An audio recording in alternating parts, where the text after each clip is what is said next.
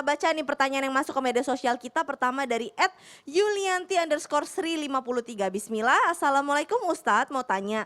Kita ingin berusaha terhindar dari riba, tapi di lingkungan kita sendiri sulit untuk menjauhi riba. Misal, segala kebutuhan serba mahal, contohnya aja biaya sekolah dan lain-lain, mau gak mau kita harus meminjam ke bank atau bank karena tidak ada biaya. Terus gimana solusinya Ustadz agar tidak terjerat riba? Syukron, gimana nih Ustazah Nada?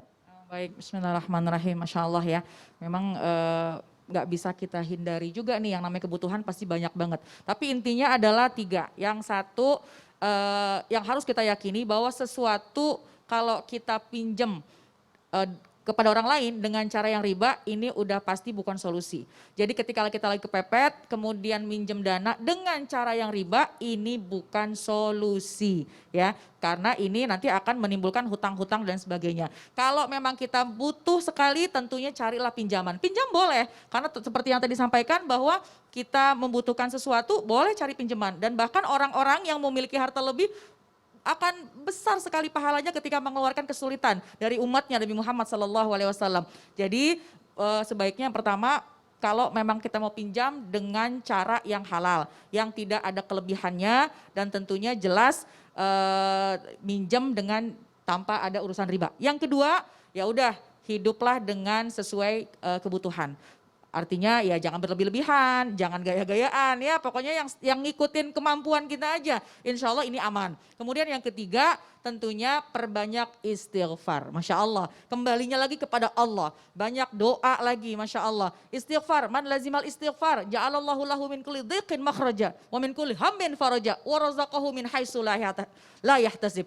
Orang yang suka melazimkan istighfar, yang sempit jadi luas, yang mumet jadi beres, dan Allah akan memberikan jalan keluar dari yang tidak disangka-sangka. Amin, amin ya Allah, ya Rabbal Alamin. Banyak istighfar, insya Allah Allah mudahkan amin, segalanya. Amin. Amin ya Allah. Berikutnya nih, dari pertanyaan @solikhinim Rona _ Assalamualaikum Ustadz, mau tanya, di sekeliling rumah saya banyak sekali yang pinjam sama bank yang datang ke rumah. Pertanyaan saya, apakah saya ikut berdosa sering menyaksikan kejadian tersebut?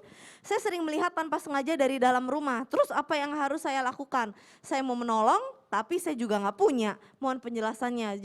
Jazakallahu khairan Ustadz. Waalaikumsalam warahmatullahi wabarakatuh. Gimana nih Ustadz Maulana?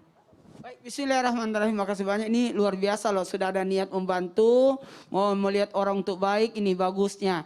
Nah, solusinya gini. Yang pertama untuk menyelesaikan permasalahan pinjaman maaf dari satu lembaga, satu tempat.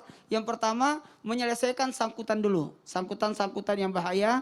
Jadi jangan menambah bocor tapi tutup semua dulu. Kemudian atur pola hidup. Sekali lagi, atur pola hidup. Maka pengaturan dari sinilah sehingga tidak ada lagi tambahan berikutnya. Jadi catat dulu, nih utang. Ini kebutuhan, ini yang harus diselesaikan, bikin target dan sebagainya. Nah, kalau memang kita tidak bisa membantu lewat ibaratnya materi, bisa masukan, lewat juga doa. Kemudian yang berikutnya bersifat qanaah, merasa cukup. Ingat ya, saya tadi sempat waktu break tadi ditanya sama Caca, memang orang yang tidak punya utang itu mulia? Jelas saya katakan mulia. Tapi berarti orang yang punya utang tidak mulia dong? Belum tentu juga, karena Rasulullah juga punya utang.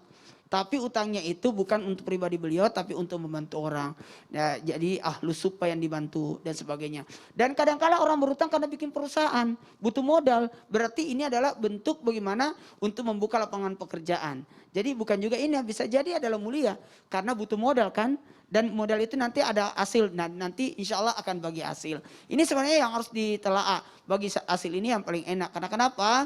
Jadi kalau kita untuk kebutuhan hari-hari janganlah, tapi untuk apa? Bersifat qanaah, merasa cukup. Dan yang terakhir adalah bersyukur. Masya Allah, tabarakallah, bersyukur. Boleh berhutang kalau untuk produktif bukan untuk konsumtif. Ulang-ulang kata-kata itu. Boleh berhutang kalau untuk produktif bukan Ya. untuk konsumtif. Itu catat. Jadi jangan berhutang kalau untuk bikin kawinan aja, jangan. Karena berharap nanti ada hasil. Ya belum tentu juga, belum tentu, nggak boleh berharap dari orang sumbangan kan. Masya Allah, tabarakallah, jazakallah khair Ustadz Maulana. Berikutnya nih pertanyaan dari A-nya banyak banget. Assalamualaikum Ustadz, saya mau bertanya, ayah saya buka laundry dan ayah suka cerita ke saya kalau ayah suka nemu uang di cucian pelanggan. Pertanyaannya, bertanya, apakah uang itu haram atau riba jika tidak dikembalikan ke pemiliknya? Terima kasih Ustadz. Ustadz Syam gimana nih? Ustadz Syam di kantongnya ada uang nggak sekarang nih? Sekarang coba. Ada, coba. Nggak tahu uang apa. Ada. Nah, kan itu uang istrinya. Kok uang Iya, istri? kan uang Kan di kantong Ustadz ya. saya. Iya, kan uang Makanya ibu istri. saya tuh paling seneng kalau cuciin baju anak-anaknya karena sering nemu duit gitu ya. Nah, itu kalau usaha laundry gimana tuh? Nah subhanallah maka harus dikembalikan. Karena yang diambil hanyalah dalam perjanjian adalah pakaian kotornya. Bukan seisi-isi kantong pakaian kotornya. Jadi kalau seperti itu apakah harus dikembalikan? Maka harus dikembalikan karena dalam perjanjiannya sang ayah hanya hendak untuk mengambil daripada pakaian kotor dan mengembalikan dengan dalam keadaan bersih. Itu kontrak pekerjaannya laundry. Bukan kontrak pekerjaannya mengambil pakaian kotor sekalian dengan isi-isinya. Jadi kalau dalam perjanjian, kalau ada barang yang tertinggal maka bukan tanggung jawab atas segala macam. Jika ada demikian, maka itu yang namanya jika ada uang di dalamnya minta halalnya dulu, minta halalnya sama pemiliknya. Jadi kan pasti mengembalikan dalam keadaan kering, ya dalam keadaan bersih. Maka diberitahukan, ibu saya mohon maaf saya nemu uang di kantong ibu. Ya kalau orang baik insya Allah diikhlaskan. Tapi kalau misalnya orang yang nggak rela ya maka itu hak dia. Tetapi kembali lagi yang diambil tadi adalah pakaian kotor bukan seisi-isinya. Tapi kalau kita beli tas bekas di dalamnya ada uang gimana?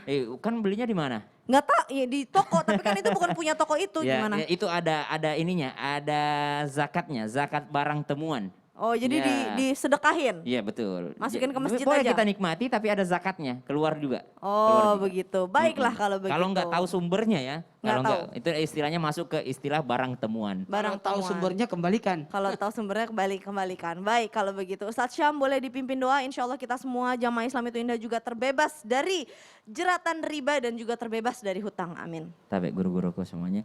Astaghfirullahaladzim alladzi la ilaha illa huwal hayyul qayyum wa atubu ilaih. Astaghfirullahaladzim alladzi la ilaha illa huwal hayyul qayyum wa atubu ilaih. Astaghfirullahaladzim alladzi la ilaha illa huwal hayyul qayyum wa atubu ilaih. Alhamdulillahi rabbil alamin. Allahumma salli ala sayyidina محمد وعلى آله وصحبه وسلم.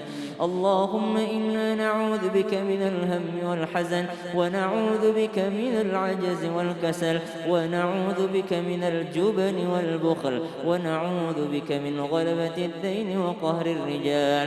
اللهم إنا نسألك علما نافعا ورزقا طيبا وعملا متقبلا برحمتك يا أرحم الراحمين.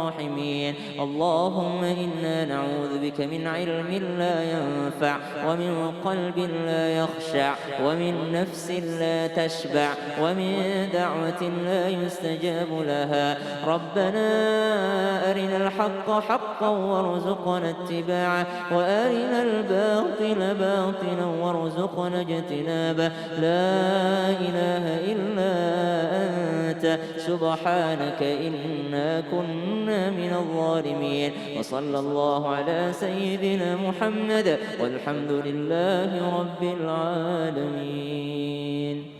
Amin, amin, amin ya Allah, ya Rabbal Alamin. Terima kasih banyak kepada guru-guru kita, Ustadz Syam, Ustadz Maulana dan juga Ustazah Nada. Dan terima kasih kepada seluruh jamaah Islam itu Indah yang sudah menyaksikan Islam itu Indah. Insya Allah hari ini bermanfaat, ilmunya banyak sekali. Dan ingat jamaah bahwa pandemi ini belum berakhir, tingkat corona juga masih semakin meningkat. Tetap jaga kesehatan, jaga makan, jaga 3M, 5M bahkan menjauhi kerumunan juga ya. Dan sekarang saatnya saya Caca Frederika beserta seluruh tim Islam itu Indah mohon pamit undur diri dulu. Mohon maaf apabila ada salah-salah kata. Wassalamualaikum warahmatullahi wabarakatuh. Waalaikumsalam warahmatullahi wabarakatuh.